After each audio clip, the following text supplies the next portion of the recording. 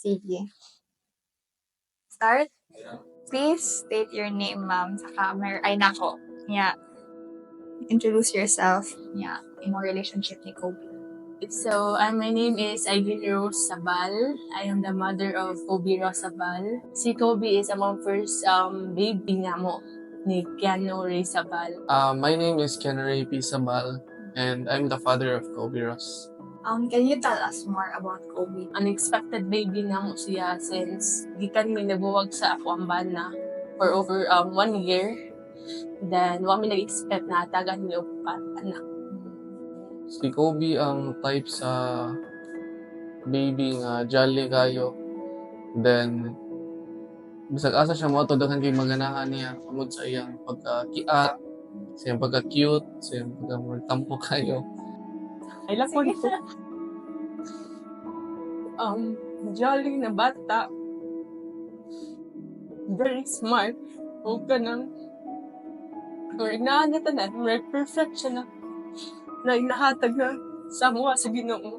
Unsay imong nabantayan niya, sir, like before siya na-diagnose? Before siya na-diagnose kay wala mo jud siya inana nga mga signs. Katurang una nga mag-complain siya. Few days before naman siya gida sa hospital, nag-complain siya nga sakit daw yung tiyan. Inig midnight, then magtuumi nga wala ra, panuhot ra or something. Mato nga, amo siya ibalhin or sa forma ra sa tub niya. Dito na may nakabantay nga, pag sige na bro, off na dyan ba? Recycle, magdagaang na siya, mag-fever. Matong gidala na mo siya sa the Race Hospital. When siya na-diagnose, sir, pila edad niya? Kuan, karon nga year, 4 years old, then na-diagnose siya pag February.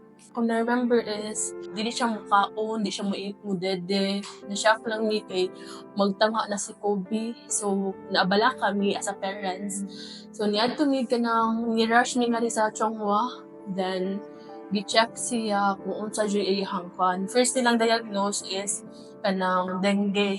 Since di baba daw ko ng platelet. So, gidengue ta siya pero negative ra. Next is kanang sa tawag kanang sa tiyan gali. Appendicitis? Appendicitis. Pero dili sila kakuan kay since left man ihang sige sakit na tiyan. So, di sila kakuan sa atong diagnose ng appendix. So, niari ang iyang pedya na pakita na ipasitis scan ni diretso si Kobe. So, dito, ipasitis scan si Kobe. After pila ka hours, naguwat ni sa iya, result niya is, ingon sila is na tumor the uno. So, di ka to na, ano na tumor ang ihantiyan na wala man siya gibatik lain, sakit naman yung tiyan na. So, pagkakuan, biopsy siya, nag-wait mga 1 week.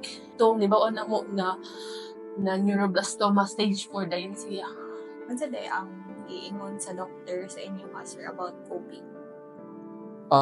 Sa iya ha, dili man siya mosulti. Unlike sa other doctors nga, mo na lang niyang months left, mo na lang niya na kay dili siya inana nga type sa doctor.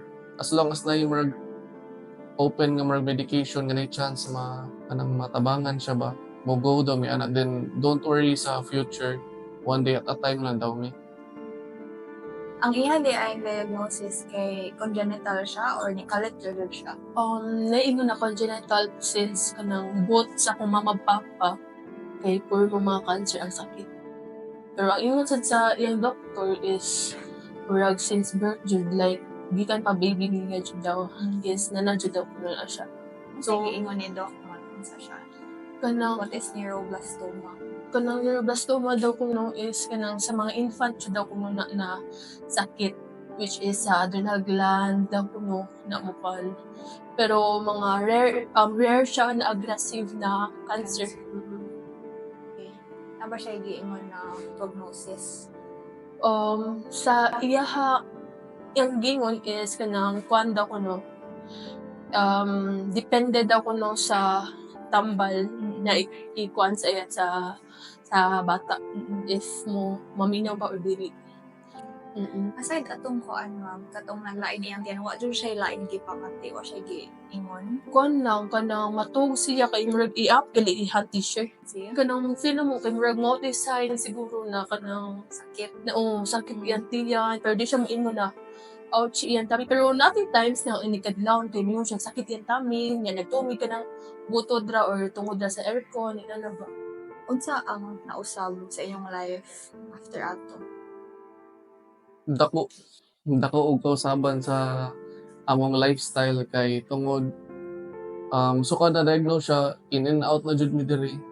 And then non-stop ang mga laboratories, mga CBCs niya.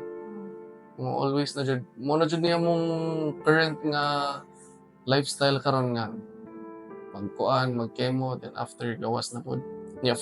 After few days or weeks, balik na sa diri. Na-change yun sa amo ang since na-shock ni nga nung ang giyatagan ni ani na kan. Since ang routine sa mong life is if day off na mo, ay mabawi mi sa mong anak, amo siyang laagon. Nga karon na diagnose siya is nananam sa hospital. Mako guys, dahil nanay ang life. Lisod siya kayo. Laki na pag-ingon na stage 4 dayon. Mara akong nahugno ako ang kwan. Kaya di na malalim. Nagikan kag nanganak for 9 months.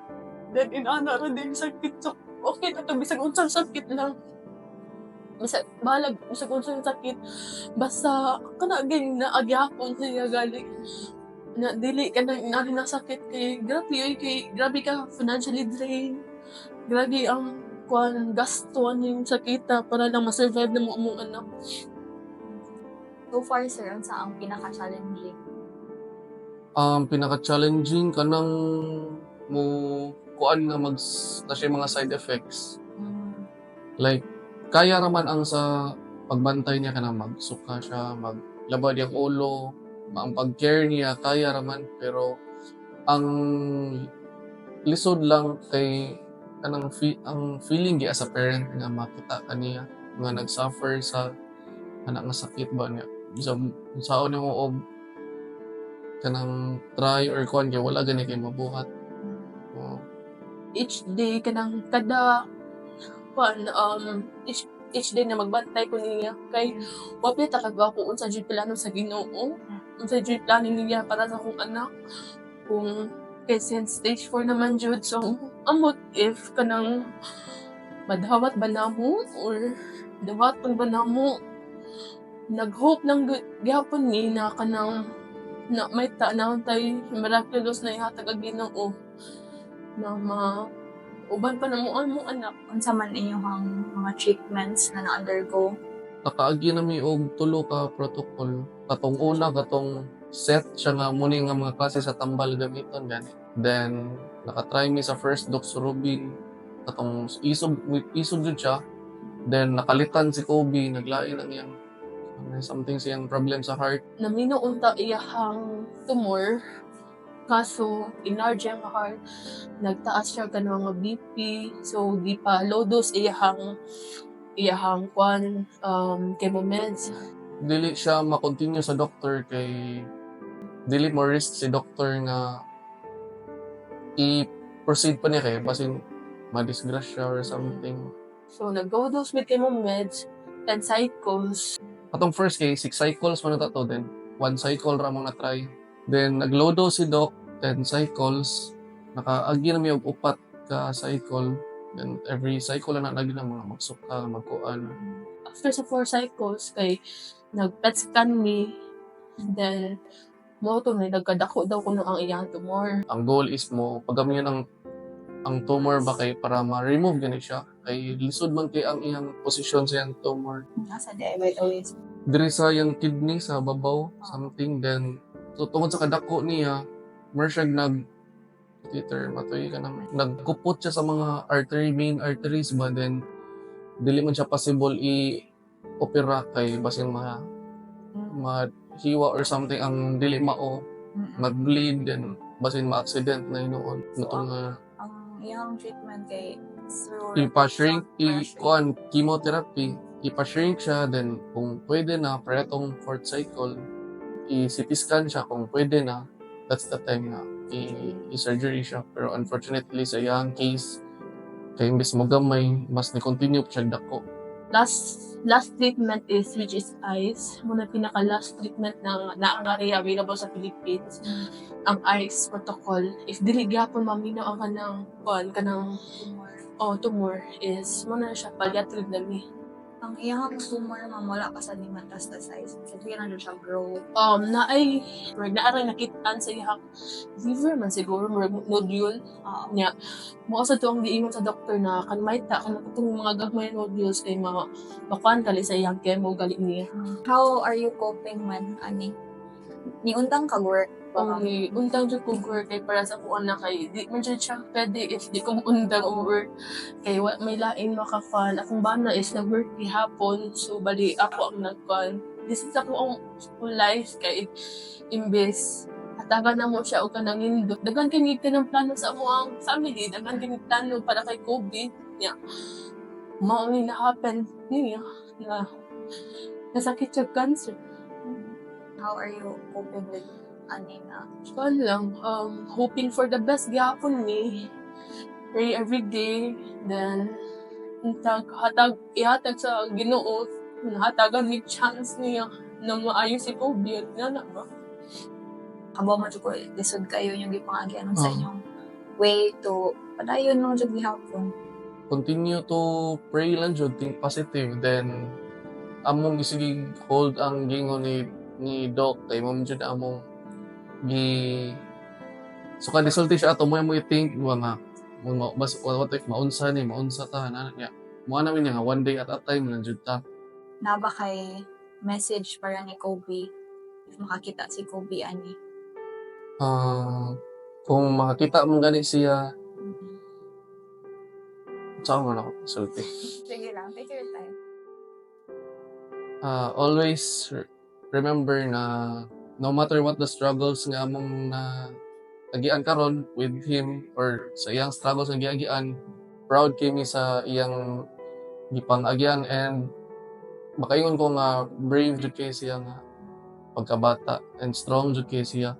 Even ako makaingon ko if ako yung nasa iyang situation where dili ko kaya. Any last na siya na message, ma'am. Unsa imong ganahan iingon ni Kobe if makakita siya ani na video? Ang encouragement na is fight lang jud na then naarami always mo support nimo. If di magali kaya, wala jud na ikuan pinakasakit sa mga part. Lain sa kayo mag-selfish ni na ikaw ang nasakitan. Ikaw ang nag-suffer. Pero sorry jud kayo na. Hindi mo jud na makanan para kayo.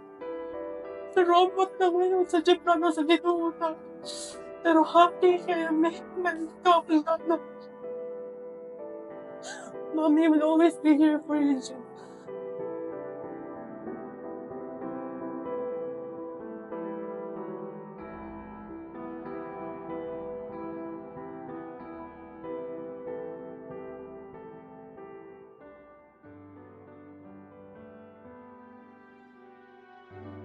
What's your name? Your full name?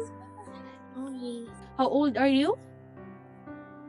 4 years old. When you grow up, what do you want, Gali? When you grow up? people A zookeeper. Why, Mom? Why you like to be a zookeeper, man? You like animals? You like to take care of the animals? Because why, Gali?